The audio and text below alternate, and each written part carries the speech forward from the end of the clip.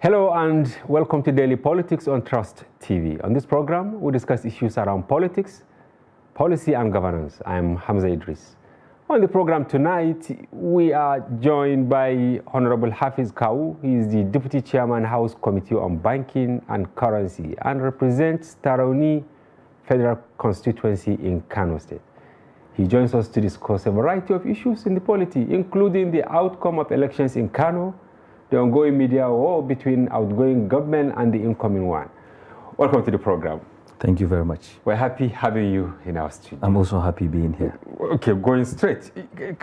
If I say tsunami has swept all of you in Kano, the Gandujiyas, am I correct? Well, you are correct and you're not correct at the same time. Why I said you are correct is, Kano has been known for a political history. The peculiarity of Kano's politics started long ago with the Amini Kanos, with the late Abakar Rimis. So Kano has an outstanding political issues and political climate, if I may say it, or if I may put it that way.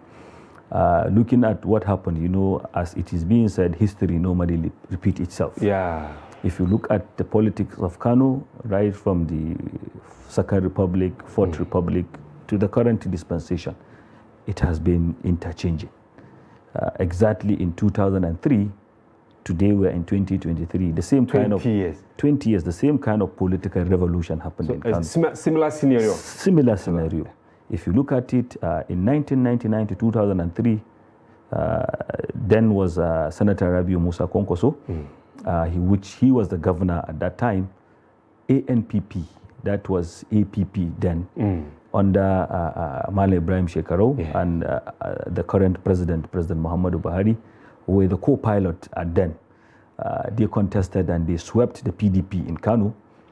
They were the brides. They were the brides at that time. Male Ibrahim Shekarau came, spent 8 years. Then Konkoso came back, also spent another 4 years, which ushered in the current political dispensation. So Kano it's not new to Kano politics. It is something that normally happens. It is the manner to which prominent politicians were demystified of sort, you inclusive. Were you shocked with the outcome of the election when a little non-political party, NNPP, right, which was taken to Kano from the south by Konkoso, now it has taken most of the seats in the House of Representatives, including yours, 2 Senate seats, right? And many State Assembly positions. Well, it happened that, as you said, we all of us contested against Rabiu Musa Konkoso. We did not contest with the individual candidates. Oh my God! Rabiu Musa Konkoso was on the ballot. Okay. He was on the ballot. How? How do you mean, Honorable? He was on the ballot. He was contesting for president. So Kano being his home state, definitely you expect everybody in his home state to have that kind of political support and so the ripple effect. Let me ask you, if you look at all other states, where has Rabiu Musa Konkoso, Senator Rabiu Musa Konkoso won? There's no state that he has won. Yeah. It's only Kano. And in Jigawa he had a seat, right? Only one seat, but it's only Kano that he was able to get 18 House of Reps with 2 senators, even though there's a lot of irregularities in the election. It was marred by irregularities, non-adherence to the principles and even the main rules and regulations that were guided by the Electoral Act and the INEC itself. So there were a lot of irregularities. But some people said even in 2019, when you people won, there were also irregularities, including the infamous rerun election and all that, which you people tried to have this time around. But how many? The places that they went to tribunal were only 3 or 4 in 2019. Okay. But as I'm talking to you now, there are over 20 cases at the tribunal. Wow. Over 20.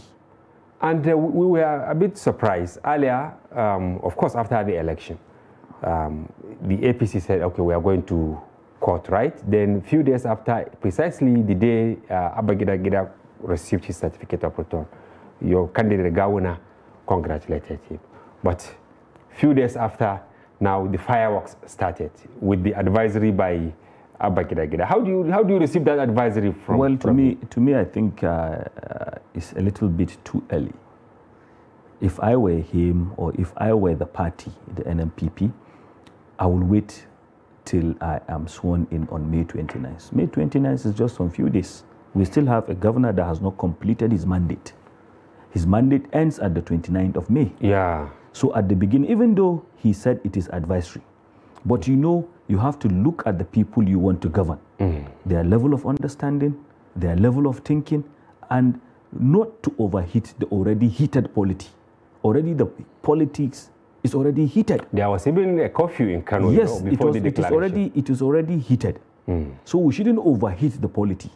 We should allow to have a smooth transition and a smooth transfer of power, which when Abba comes on board, he can decide to implement all the policies and programs. He can reverse some. Even though I read somewhere someone saying that he also has to toy gently, because some of the things done by the Ganduje administration, they were backed by law, so you cannot just come. That's what I'm saying. And you know, it's just like when somebody is outside, he needs to even get in to understand the complexity and read some of the things that are truly happening, because they can give you a picture from the outside, but when you enter, you see it is entirely a different picture. So if I were them, I will wait, patiently wait, just a few days, less than 60 days. He will be there and he will understand the system, or he will understand what have been done or what needs to be done. We agree that it was a very, very heated contest. Yeah. And when he issued the second advisory on banks not to issue loans to Kano State government, it appeared the governor was so furious that, look, earlier we said you should lead with justice and all that. Now we have shared that we are going to tribunal. Are you on the same page with the governor? Well, let me tell you something. Okay. To me, government is a continuous process, whether opposition or whether the same party. Government is a continuous process. You come, you continue with it, whether you like it or not. The same civil servant that worked under APC are the same civil servant that work under NMPP. Yeah. They are the same program, the same method of promotions, the same method. It's only the policies and the programs that will change, not the method of governance. And maybe in sometimes the difference will be in terms of the administration. But to me, I align with what the governor is the leader of the party in Kano. You still believe in what he said? That's what I said. He's my leader. He's our leader. He's the leader of APC. Yes. Well, he's the leader of APC in Kano, whether you like it or not. So what he is saying by going to court, he felt that there are some places, irregularities that needs to be addressed at the tribunal. In fact, Gawuna as an individual, that is his conviction. That's why he congratulated. He congratulated Abba as an individual. But the party has the right to go to court, because as individual you contest under the platform of the party.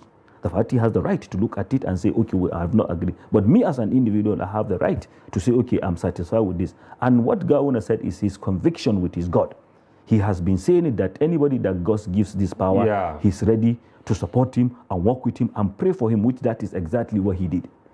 So it's actually different from position of the party. From position of the party. He has the right as individual to express his position, which that he said, what he said. He said he's congratulating him and he's advising him to be fair and just in the dealings of the governance. What is your position on your constituency? My position is that election has happened and I believe there are irregularities and I'm challenging it in the tribunal. Oh, you are going to the tribunal also? Already I'm in the tribunal challenging it to see where the irregularities occurred, and we'll leave the tribunal to do justice. You think you have what it takes to succeed in the tribunal? Because there is this allegation or insinuation that many of you were booted out beyond the Concosia, this thing that you didn't perform. Let me tell you something. Yes. I'm proud to say, not only me, the members that I know that served in 9th Assembly under the APC have performed beyond expectation. Let me tell you, it's only in this administration that the government of the day were making sure that the capital releases and the capital project were being released 100%. The funding from center to the subnational. To the subnational, yes, 100%. And most of the projects from education, from health, from infrastructure, the government of President Muhammadu Buhari, if I can tell you, has performed wonderfully in terms of infrastructure. There was never a government that spent and invested so much in terms of infrastructure like this government. So it goes across from the center to down. I can challenge you, go to my constituency and see. There were projects that were abandoned 30 years ago.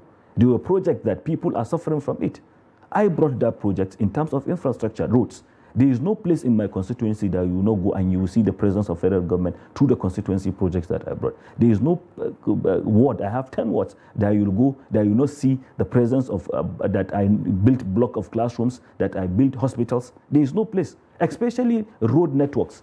There is a road that links, if you know Kano very well, links Maiduguri Road and Zaria Road. That road connects 3 of my wards. It has been there 30 years ago. 30 years. Okay, but beyond that, why is it that you were defeated, even though you said you have some contestations? What I'm telling you is that, to me, I was not defeated. As I said, all the APC contested with Rabiu Musa Konkoso being on the ballot. If Rabiu Musa Konkoso was not on the ballot, I am telling you, we will beat them hands down. As you said, it was Tsunami that came.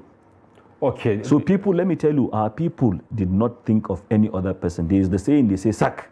Yeah, which has been happening even during President Muhammadu Buhari. Yes. So the same thing as Senator Rabiu Musa Konkoso.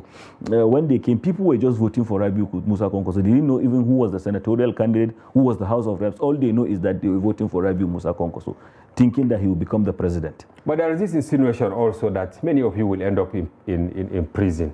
You that do some constituency projects in Kano, Konkoso said they are going to track them. You know, the governor who allocated, corner shops, burial grounds and all that. What do you have to say on this? You know when people are sitting down, maybe, there's what they said, the table of Meshai's talk. Yes. That's the roadside talk. There are things that are visibly done that people can feel, touch, and see them. Of course, there must be some mistakes. Nobody is perfect. You're also admitting this? No, I'm saying nobody is perfect. In one way or the other, there are places that you find mistakes. But I can tell you, the governor has performed wonderfully well. I don't know in terms of the land allocations or what you're saying. When the new government comes, of course, the institute and we will see that the truth will unveil itself. But I can tell you, nobody is afraid of whatever they will do because we know we did the right things. We know we have done what is supposed to be done. And we know we have served our people diligently. We have served our people to the best of our ability, to the best of our capacities. And we are not afraid of anything. Whatever that anybody wants to do, let them go and see. Let them go and investigate. Let them go and find out. There are things that are there. There is not things that are non-existence. There are things that are there. Some are saying the blueprint that Ganduje executed, was actually Konkoso's blueprint, because all of you were Konkosos, Konkosia adherents and all that. Yes, especially the land allocation. They said he was the one who started carving lands in GRS and all that. Abba is also part of that Konkosia. He was commissioner for works. So now, how do we reconcile? Do you think that it's just maybe making noise at the end of the day, they will not let me tell you, there's a saying that, when there's a family meeting. Yes. Normally, if it's truly a family meeting, at least somebody has to go out angry. So if somebody walks out not being angry, it's not a family meeting. In every family meeting, definitely somebody will go out angry. So the Abba you're talking about, the Ganduje you're talking about, the Rabiu Musa Konkoso you're talking, is one same family. Oh my God. Because Dr. Abla Umar Ganduje, well, let me tell you, Dr. Abla Umar Ganduje was Konkoso's deputy for 8 years. Abba served as a commissioner of works. In the first year, Abba was PA to Konkoso. So it's one family. So it's one family. So, but what I'm telling you is, whether you like it or not, there are projects that Konkoso started and Governor Ganduje completed the projects. They are there. Most of the overhead bridges that Konkoso started, Ganduje came and completed and initiated new ones. So if I understand you, Honorable, very well, it's like it is the local people, I mean the poor, that are actually killing themselves over these political actors. Let me tell you, definitely. There are some things that they are purely political. There's no basis for that. Because now you're talking about the people, serving the people. The people are in their need of the presence of government. Yes. So all this war of words, I think, is a wrong timing. What the government that is coming is supposed to do is to hit the ground running. Bring the policies and programs that will touch the lives of the common man, not to witch hunt, not to look back. When President Muhammadu Buhari came in 2015, a lot have been said about the PDP government. The mess created, the wastes. But when President Muhammad Buhari came, he drew a line, started building upon. If he had said he's going to look back, 4 years will come and go without achieving anything. Yeah. Because today, from this panel of inquiry, from this panel of investigation to that, so you end up wasting your time. Because so this time, like 4 years advisory yes, of sorts to yes, 4 years is just like today. The population of Kano keeps growing day by day. So he should draw a line. He should draw a line. If I were him, I would draw a line, draw up my programs and policies, and start. But do you think he should draw a line from the lands like graveyards that have been encroached? Let me tell you, all these things we've been saying. These programs, not started even before Ganduje's administration. They have been allocated lands. So it's not a new thing. Let me tell you, Governor Rabiu Musa Konkoso, when he was the governor, he sold all the GPs and he commercialized, or he sold the GPs in Kano. Some he did owner-occupier, the people living there were sold, and some were sold to other people. And Ganduje they started the program because Ganduje was deputy governor. So there were some of the programs that were started in Rabiu Musa Konkoso's government. And completed by Governor Ganduje. So what I'm saying is, whether you like it or not, the history of Kano cannot be complete. When you mention Konkoso, you have to mention Ganduje.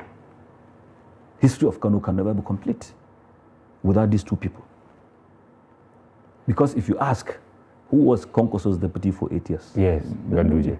In fact, he came to Abuja with right from time when Senator Rabiu Musa Konkoso became a senator, he gave Ganduje his advisor. When he in 2007, he recommended Governor Ganduje to be executive secretary of Lake Chad Basin. In 2011, when he was coming back, he came back with Governor Ganduje. He handed over to Governor Ganduje. So what I'm saying is that we are all doing this because of the common man and because of the development of Kano State. Yes. You understand me? As I said, the population of Kano keeps growing day by day. But are you worried? This growing population, how are we going to cater for them? Yeah, what are the plans we have for them in terms of healthcare delivery, in terms of education, in terms of fighting poverty, in terms of creating an enabling environment for businesses? Kano is a commercial city. Kano is a city known in terms of history. Even the Arab traders used to pass and come through Kano. From Niger, from Chad, from Benin, people come to Kano for businesses. But who is behind youth restiveness? For instance, the day the election was declared, this singer Rarara's house, then many people, we have done a story where some women that have capital of 200,000, 300,000, even my office, even our own office, campaign office for Ashwaju that we opened, Ashwaju Bola Ahmed Tinubu and myself, was vandalized in Kano. Even my own office at Corner Magi. Let me tell you, the problem is we all have our supporters.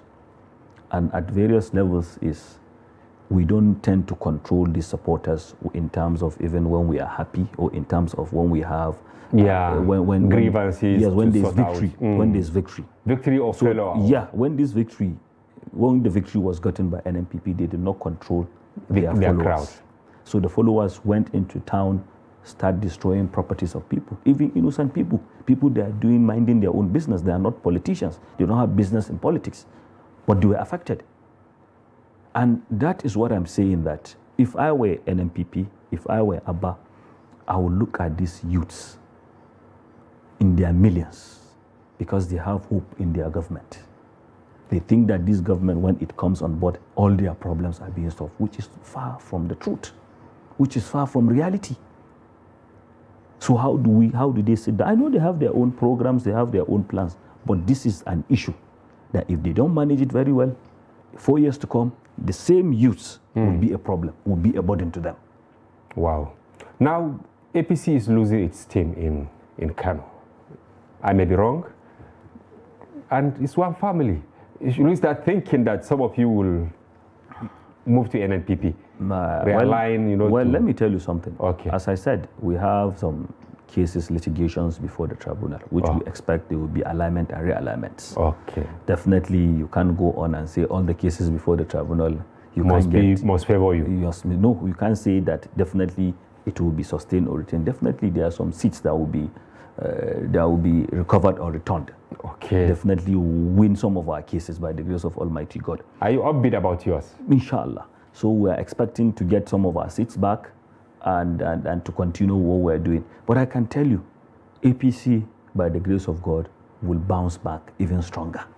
In Kano? In Kano. Why? Is it that because you don't have hope in the crop of leaders that emerge now? Let me tell you something. Definitely when you're in power, you tend to offend people. It's when you're out of power that people will tend to see the advantages, you tend to see your strength, will tend to see what you have offered. So you, the Gandujiyas, you believe you have done so much that the people, that's what I'm telling you, the people now will start seeing and be saying, if it were APC government, this thing would not have been done. As I said. Is it a prophecy or you are just No, that's politics. That's politics. I just gave you an example. Konkoso was kicked out in 2003. Yeah. But he was people, let me tell welcome. you, Konkoso has to, in 2003, was not even moving around Kano because of how heated the politics was. But what did he do? Well, let me tell you. He didn't spend money this time Let me tell you something. Yes. Let me tell you something. But in 2011, he came back being celebrated. Today, look at what happened. So what I'm telling you this is, that's natural. When a leader serves and when he goes back to sit down, go back to drawing board, look at where he made mistakes, correct that mistakes. But what did he do? What do you think Konkoso did that endeared him to the people that they crave for his Let return? me tell you something. Yes. Look at Konkoso administration in 1999 to 2003. Look at his administration in 2011 and 2015. Yes. He has corrected lots and lots of his mistakes that he did in 1999 to 2003. Is it stepping on toes of the powerful people? Not stepping on toes. He realized that politics is being owned by the youths. Okay. He drew the youths closer to him. At some point, he was doing a lot of things that are touching directly the lives of the youths. Like education. Like education. I was actually Free shocked, education. not to quote you, Honorable. I saw a clip of a young boy. He isn't even of voting age. He was swearing that if Konkoso puts a goat to contest for an office, and his father is also contesting for the same office, he will go for the goat because Konkoso said that God is the right person. That's what I'm telling you. Already because of how he drew the youth closer to him. And I can tell you, mark my word, if you have a diary, write it. APC will be celebrated in the next 4 years to come by the grace of God. In the same Kano, you will see how APC will bounce back in Kano. You will see how people will be drumming and be inviting APC to come back. Because as I said, look at history of Kano. Male Ibrahim Shekarau has done a lot, especially in terms of human capital development. When he came in 2003, people were celebrating him. But now people are not mentioning his name. In 2011, look at it, he brought a candidate, but his candidate was defeated by Konkoso. Yeah. That is the political dynamics of Kano. So the history will keep repeating itself. It will keep repeating itself. I wish we have more time to discuss Kano, but I have just 1 minute to round up with you. And you are the Deputy Chairman, House Committee on Banking and Currency. In 1 minute, are you disappointed with the way the CBN and the presidency handled the Naira swap, cashless policy and all? Well, I would say I'm disappointed. And I would say I'm not disappointed. Okay. I'm disappointed in the manner the operations of the redesigning of the Naira went through. Okay. It has subjected a lot of people to untold hardship. It has subjected a lot of people to great losses in their businesses. It was haphazard. Haphazard. And the program did not go on as it's supposed to go. As we keep saying that there was never a country in the world that you redesign the currency and you give it a timeline. US, UK, they have done it. We have seen. But they allow the things to run concurrently. The old notes and the new notes were running concurrently. But the only thing they said, shops and other people, stop collecting this denomination, go to the bank, and the bank will change it for you. But the program is a good program, it's a good policy, because it will grow our investments. It will give confidence to investors. It will further strengthen our Naira. But the purpose of it, the main aim, was defeated. Because you cannot bring a program that is not acceptable by the common man. That the person that's supposed to be the end user of that project or program is suffering not happy about the program. So that's why I said I'm disappointed, and I'm not disappointed.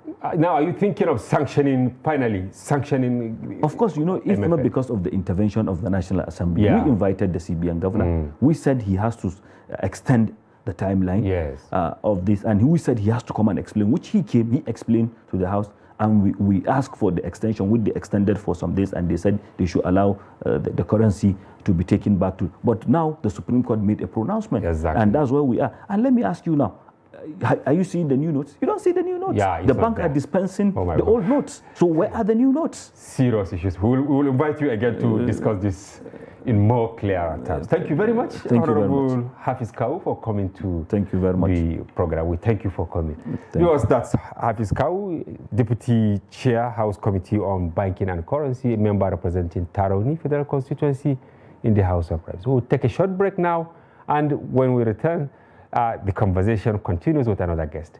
Thank you. Don't go away.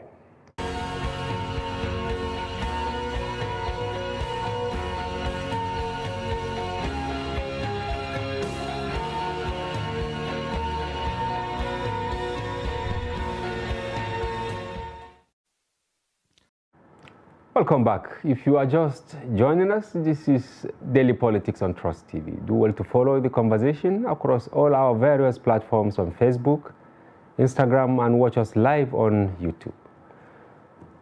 We are now joined by Baba Yusuf, a strategist, policy analyst, and the CEO of Global Trade Investment Company. He joins us via telephone to share his perspectives on the controversial leaked conversation between the Labour Party presidential candidate in the just concluded 2023 presidential election, Peter Obi, and popular Bishop David Oyedepo. He joins us from Kano. Welcome to the program, Baba. Thank you very much for having me, Hamza.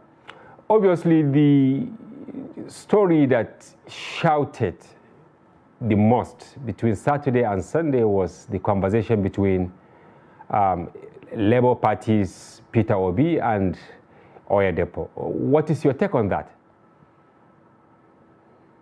Well, I will say, first of all, I will start by saying this leak is most unfortunate, coming at a very, very critical moment in of Nigeria.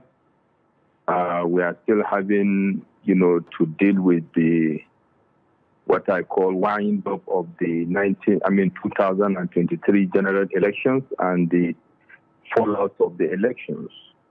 Nerves have been frayed. This is one of the most polarized times in the history of Nigeria. And it is unfortunate this audio leak came at the time it did. Yeah. This is without prejudice to the authenticity or otherwise of the content at audio, but suffice it to say, now it beholds on the critical players in this audio to come through with a position different from what we have heard. But indeed, these two gentlemen, like it or not, are leaders in this country by their own right, and they are people that Nigerians look up to, a country of over 200 million people. By virtue of their position and status in society, a religious leader of, the caliber of Pastor Oyedepo and the person of the presidential candidate of the Labour Party in the person of His Excellency Mr. Peter Obi. Yes. It is a very worrisome development, I must say. Okay, why after the election? Because this thing happened before the election. Why did leaking after the election, from your understanding?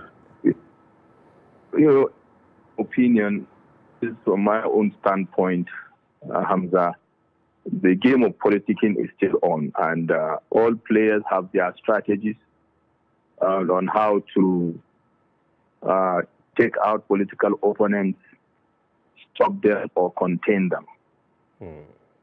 This will continue happening until, maybe a president is elected or even beyond that. Because don't forget that another cycle of election process starts after the current one, is concluded. So to my mind, this is the antique of political opponents of His Excellency Peter Obi, because even as we speak, Mr. Peter Obi has gone to court, the Labour Party, contesting the election, the outcome. And of course, there are potentials of the fallout of that. For example, if there is a call for another round of elections, for example, one may, hypothetically say the other, whoever they are, may be trying to clip the wings of Mr. Peter Obi, looking at the mid to long term. In 2023 also, looking at it from a strategic point of view to 2007, and looking at how Peter Obi has become a phenomenal momentum, in the political history of Nigeria in the past 8 months. One may say that this is a political, this is a political strategy to, if you like, stop him at his speed or reduce the momentum, if you like, in order to curtail him moving forward, to curtail his political movement, if you like, moving forward. Okay, you said it might be the antic. It might be the antic of some people against him. But what is actually giving me some shock is the in-house fight within the Labour Party. For instance, Kenneth Okonkwo admitted that, yeah, indeed, there was this conversation. But the Obi, dirty, presidential campaign organization says there was nothing like that. So what is your take on this? And they even disown Kenneth. Yes. This is a reflection of how hard hit the Labour Party, Peter Obi camp is with this. They are shell-shocked with this outcome, and they are trying to gather themselves together. So you mean that we are caught off balance? What you call in boxing, yes, this is a soccer punch in boxing. It's a southpaw coming, like you say in boxing, so they are caught off guard. And then the house is a little bit in disarray. What this will also do is it will test the stability of the Labour Party for us to see whether indeed the party is one house and the party is strong enough to face the vagaries of politicking, when it goes down to the gallows, to the gutters. And this is what it is. The fight is going to the gutters. The party needs to demonstrate its ability to withstand a storm like this. That is what will show political sagacity of the leaders moving forward. Yes, I know you are very passionate about artificial intelligence. Some people are saying this is deep fake. Do you agree? Or you have also run a test on it and it validated the conversation and nothing was removed from it? Well, Hamza, it is still very difficult in my own particular case, and for a lot of people to actually ascertain with all authority that this is deep fake or this is authentic. Indeed, I don't have the tools, even though I have the IT background, a chartered ICT professional as a background, but I will not have the locus to confirm the veracity or otherwise of this particular audio. So far, the position of Mr. Kenneth Okonkwo indeed gives some credence to the validity or veracity of this audio. The opposite position taken by the campaign organization also, to my mind, further, pushes people to start thinking that this is just an act of damage control by the other camp. Kenneth Okonkwo is an appointed spokesman of the Labour Party. He has been a very, very vocal, loyal, member of the party. And, without prejudice, and these things I'm saying is that without prejudice to the provisions of the Constitution. We know that Section 37 of the 1999 Constitution provides the right to privacy of citizens, homes, telephone and correspondence, etc. This is without prejudice to the of course. To quote that section succinctly, it says the privacy of citizens, their homes, correspondences, telephone, conversation, and telegraphic communication is hereby guaranteed and protected. I wanted to bring this much later, but now that you've mentioned it, what do you make out of this now vis-a-vis the leaking of the video, I mean the audio, because people have been latching on the veracity of, you know, the religious thing and whatever. Nobody is talking about the invasion of privacy and the legal implication.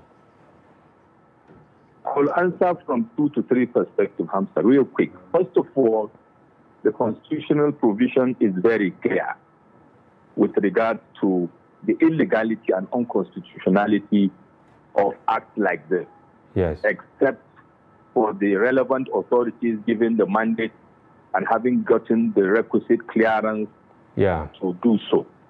Now, without that, it remains an unconstitutional and illegal act. There is no way we can call it otherwise. However, be that as it may, you know, it has happened, it is what it is, and it has to be dealt with. We have seen actions and reactions, and then we look at the implications. Now, talking about the consequences of such acts by the actors. Yeah. For a long while now, you know, due to the advent of social media, the pluses and minuses, this is one of the minuses, because apart from the, you know, supposed hacking of the phone, I'm coming to another perspective. There is this issue of uploading it on social media. Yes. And if that is the case, what we have is a situation whereby it is out there, it needs to be dealt with. But the question is, how many of such situations have been unearthed and people have been prosecuted, for example? This is just one. So everything goes in Nigeria. Cybercrime is not really being the last 2-3 years addressed we have had the way it should be. Of high net worth individuals' conversation. You know, I don't want to mention names, and it just goes down and slides away and off rather. But this one is very thorny because of the content of the conversation, the personalities involved, and the timing of the release of this information. Yeah. You know, and the impact it will have on our polity today and moving forward. And that is the issue. And sadly so, we will wait to see if the relevant authorities, first of all, this will test the capacity of the authorities to unravel the truth, 1, and 2, to take the necessary actions in line with the provisions of the Constitution to stop this kind of act or otherwise. Okay, you know, Valentine Obeyem, that's spokesperson of OB, he alleged that it was actually somebody in Inewi that, you know, infringed on the privacy of Mr. Obi. And he alleged that the powers that be, I don't want to mention name because he too did not, they are perusing Obi's, you know, phone calls for the last 3 years, but they will mention them at the appropriate time. What is your take on this? Then why not take action against this individual? This is a very big blow to the Peter Obi camp. And if you have people that you have confirmed or individuals that you have confirmed is doing such a terrible thing, why come out with rhetoric rather than action? Indeed, the action will also confirm to us that this is not actually what happened, or even if it has happened, an illegality that has happened, and it will curtail. If you say for 3 years, you have been monitoring such, you know, activities, what action did you take to defend or protect your principles from such action? Now, that goes to what I wanted to say about the other leg of this particular hacking issue. This should be also a call-out lesson to all of us, especially leaders at all, you know, levels, to invest, first of all, in technology to protect, you know, their privacy in any way and manner, especially in this advent of this communication espionage, technology and cyber, you know, espionage, is to know that their words are so precious that they need to protect them very much whenever they are having conversations, whether it's with telephone or even physical conversations, because people can also come and surreptitiously record, you know, interactions. Okay, for a very long time, this is the first time we are seeing a candidate get into the race, you know, for the first time, and then almost reaching all the nooks and crannies of the country, picking some votes there in the person of Peter Obi. Going forward, do you think this conversation will affect his outing? To be honest, my answer is a big YES yes. There is high level of suspicion in the country. across the 6 geopolitical zones, high level of polarization, build up to the election. The rhetoric and narratives of political actors did not help matters. Deeply seated issues and injuries that were healing have been opened.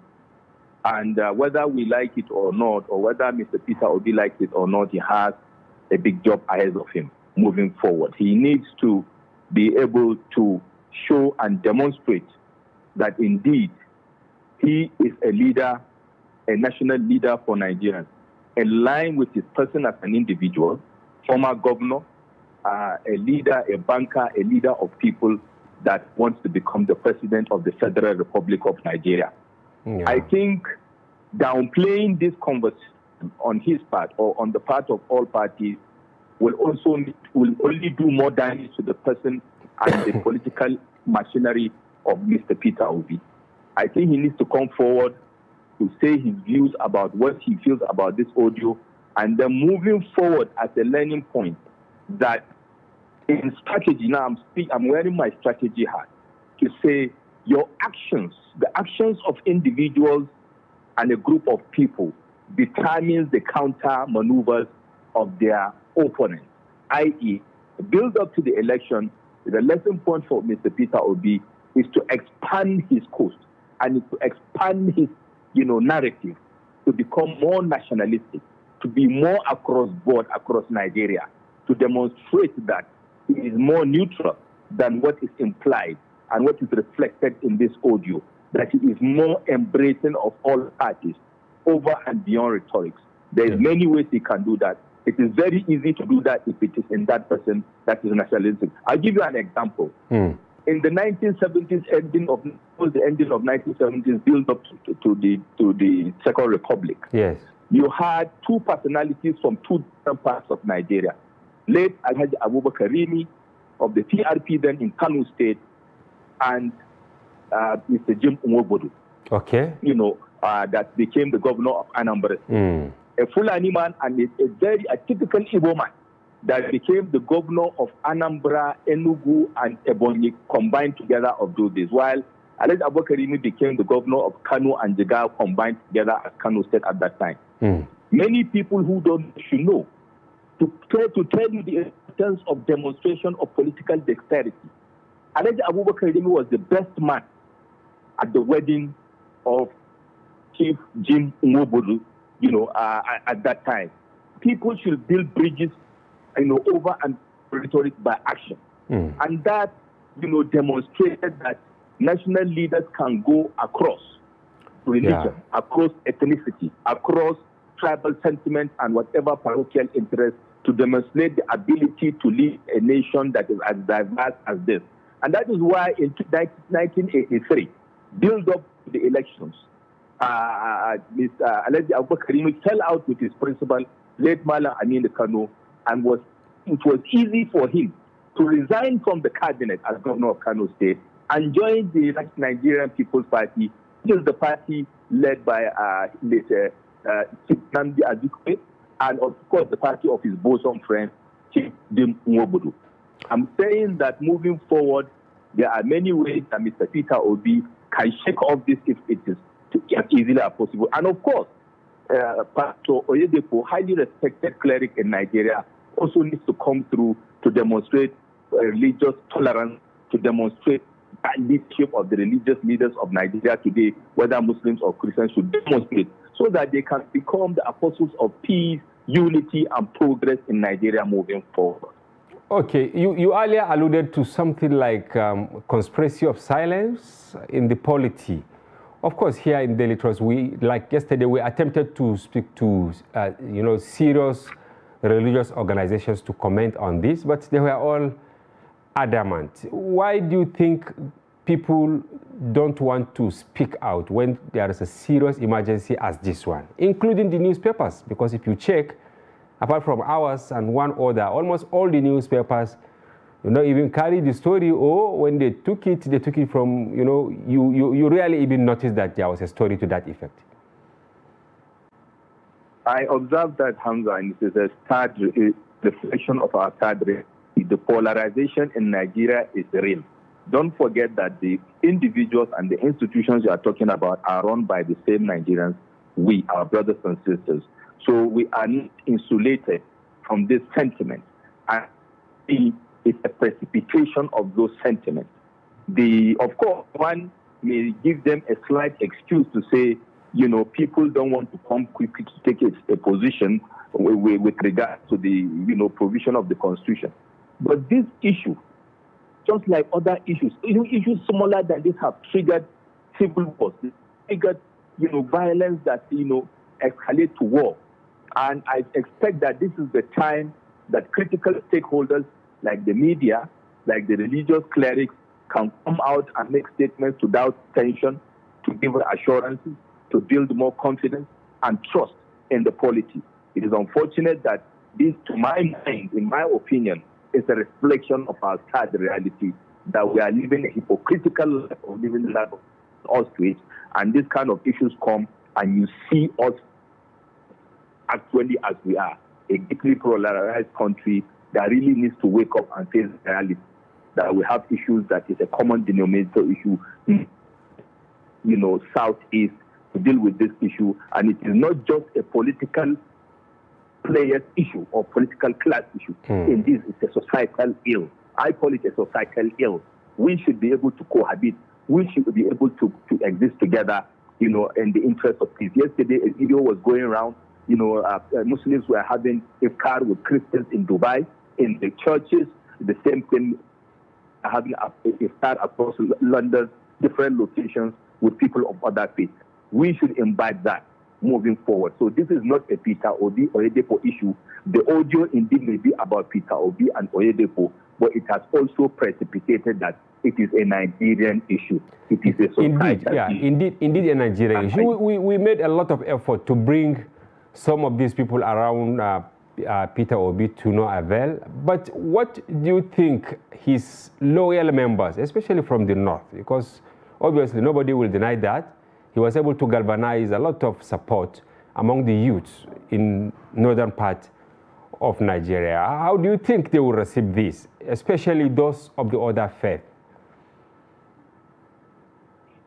To be honest, you know, you have two or three classes of Peter Obi supporters in the north, the Muslims, the Christians, and possibly people of other faiths. Yeah. First of all, we have standing tall, heads above shoulders, the person of Mr. Datti Baba Ahmed, the vice presidential candidate, you know, running mate of Peter Obi himself, standing as possibly the leader in the northern region.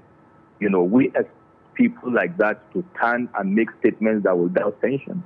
And of course, his followers have a tall job because they were swimming against the tide to build the momentum and the support base they have done for Mr. Peter Obi the last 5 to 6 months. I goes to them for whatever they have achieved.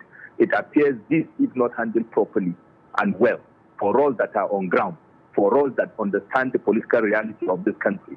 This will impact negatively on the political structure of the Labour Party and Peter Obi moving forward. We expect them to come through. Of course, I will also believe that a few of them may have been taken aback by this audio, to be honest. So maybe some soul searching is already happening, which is part of the impact of such an audio. But I expect those die-hard supporters who believe that Peter Obi is a fully detribalized national leader that is, you know, capable of becoming the president of Nigeria, come to his defense, you know, give us reasons why this is not an issue we should take seriously, even if it is a real audio, and if indeed it's a deep fake, point us at directions with actions to show Nigerians that we should discountenance this kind of issue, which should not be just swept under the carpet. It should be dealt decisively. I don't want to believe Mr. Peter Obi is like this, but I'm deeply disturbed to hear this. I'm looking forward for further clarification to further assuage our concerns and fears in this country. And how much do you think the citizens should trust religious leaders when it comes to, you know, politics, especially in making decisions? You know, to be honest, a long time we have been led by the nose by a section of the religious leaders that are in it for their personal gains. Almighty Allah subhanahu wa ta'ala, Almighty God has been showing us the light to point at the people that should be the beacon, to show us the direction and the righteous path to take, whether as Muslims or as Christians. And the events of the past, especially of the recent past, has demonstrated that. You know, we should become less gullible as citizens and see through, because part of the problem is also, you see, the heart accepts what it actually the mind loves the most. So we tend to gravitate to what we like to hear as people over and beyond what should be, and follow the doctrine of not just do as I say, you know, look at the body language of these people. We have seen people coming out with postulations and prophecies that didn't turn out to be so. We have seen lack of focus in some of the political leaders, religious leaders, in how they go about, you know, propagating or evangelizing the religion, pointing to the word of God, to reduce corruption, for example, to reduce division, for example, within armies. That should be the focus, for people to be closer to their Creator. And if that is done properly by the religious leaders, there will be less of these disunity issues. There will be less of corruption. Indeed, corruption is at its highest in Nigeria, and we are not hearing, you know, rhetoric or conversations to guide people aright. All right. And unfortunately, thank you. We hope people. Thank you very much. That's excellent. Thank you very much, Baba Yusuf, for your informed perspective. We thank you once again for joining us from Kano via the telephone. Always a pleasure to join, and I appreciate the opportunity. All right, viewers, that was Baba Yusuf, strategist and policy analyst. And that's a wrap on today's edition of the program. Thank you for watching. Do join us again. I'm Hamza Idris.